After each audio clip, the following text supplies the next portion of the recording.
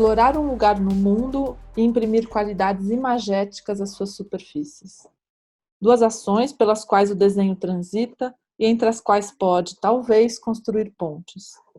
Um desenho que, se colocando como ferramenta de ação e investigação, se torna a forma de pensar o mundo. Foi nesse sentido que essa pesquisa, realizada no contexto de uma especialização em artes, realizou um estudo de caso. Foram estudadas as possibilidades do desenho de transitar entre diferentes linguagens e gestos, e a partir desses repertórios construir novas imagens e explorar um campo de linguagens artísticas. Para isso, realizou-se na prática o percurso de tradução do desenho por 3 processos distintos: o gesto de observação e registro de paisagens geográficas e literárias, o processo de gravação utilizando a técnica da linóleo-gravura e o projeto gráfico de um pequeno livro. Entendendo essa tradução, tal como definida por Haroldo de Campos, como uma transcriação, um processo de recriação de algo em uma nova linguagem e, portanto, submetido a novas estruturas formais e cognitivas.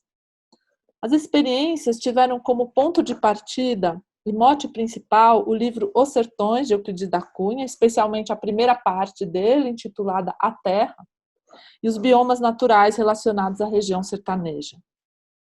Então, primeiramente, o desenho foi trabalhado como meio de visualizar imagens, né?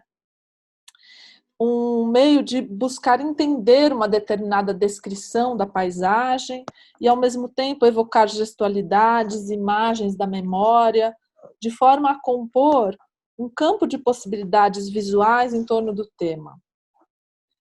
Nas palavras de Lúcio Costa, um aprender a ver, através da reconstrução do percurso do olhar. Então, aí a série de desenhos feitos em cadernos com diversas técnicas, né, anotações, né, inclusive a partir também de uma viagem de reconhecimento a uma região no noroeste de Minas, entre Cerrado e Caatinga, para ver parte dessas paisagens, né, desse bioma, né, do sertão. Então, nessa primeira etapa, foi realizada essa tradução, que eu chamei, a partir da literatura e também do espaço geográfico, né? E se transformou, de certa forma, com as ferramentas do desenho, em uma espécie de paisagem pessoal, né? Um corpo de imagens, espaços e gestos desenhados que evocam uma experiência particular da região sertaneja. Da experiência com esse bioma, surgiu um interesse por estudar mais a fundo as características das plantas sertanejas, entender melhor seus gestos e suas formas. Por isso, realizei pesquisas de imagens e estudos em desenho e pintura, mas logo senti a necessidade de aprofundar e detalhar a expressão dessas formas. E por isso decidi pelos processos da gravura, mais especificamente o linóleo, por sua maciez e plasticidade. Esse foi o segundo processo de tradução, visto que a gravura implica na definição do corte, na sintetização e reelaboração do desenho. Um processo de esculpir a matéria que envolve uma série de decisões, como tipos de traço, luz e sombra, escolha da ferramenta, etc. E cada sulco na matriz participa no pensamento plástico, compondo soluções que respondem tanto a fatores técnicos quanto estéticos. Então, aí uma passagem das pinturas para a gravura em linóleo do lado direito. Então, foi realizada essa série de gravuras em torno dessa vegetação, né, das plantas típicas dessa região, muitas delas descrita pelo Euclides da Cunha. E observando esse conjunto, tive vontade de costurar todos esses elementos e, por isso, realizei o que eu chamei de terceira tradução, né, que foi a de reunir as anotações, desenhos e gravuras produzidas e montá-las na forma de um pequeno livro, o que representou um retorno às referências iniciais vindas da literatura e também a possibilidade de explorar as potencialidades criativas do livro de artista, em suas relações poéticas entre conteúdo teórico, visualidade e materialidade.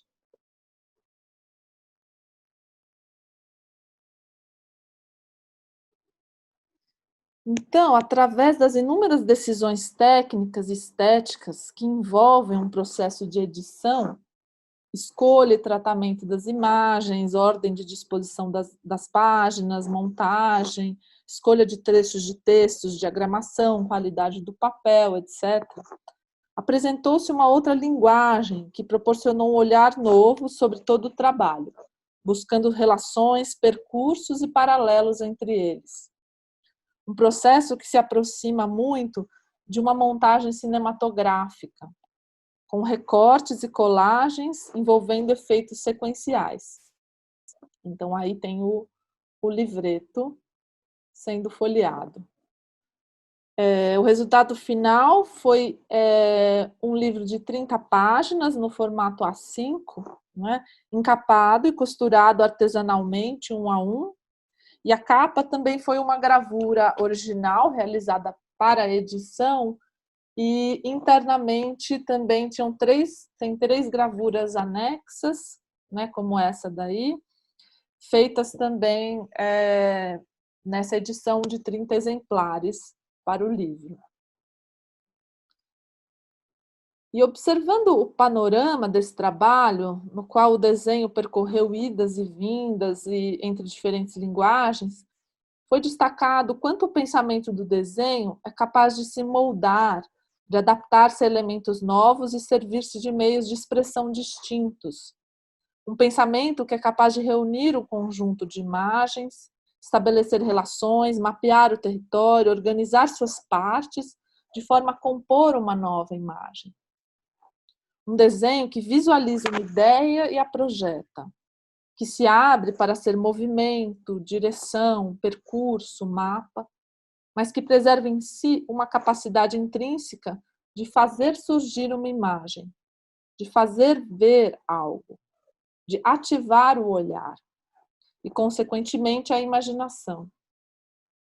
Pois ao realizar ou visualizar um desenho, o olhar é capaz de colocar-se em movimento, de acompanhar suas linhas e fundir-se ao percurso realizado por elas, participando do processo de formação da imagem. Nesse sentido, cada uma das traduções realizadas nesse trabalho buscou, através de suas particularidades, a visualização de novos aspectos da temática escolhida. As imagens iniciais se ampliaram, se diversificaram, se tornaram mais nítidas, vindo a gerar novos processos e abrir espaço para futuras pesquisas. Pois as possibilidades do desenho parecem não se esgotar, né? Elas exploram um tema através de diversos aspectos, né? E multiplicam os caminhos e os horizontes de um tema.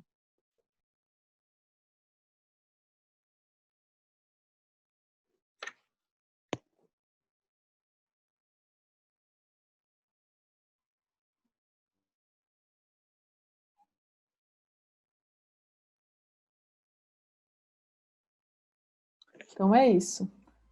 Desenhemos.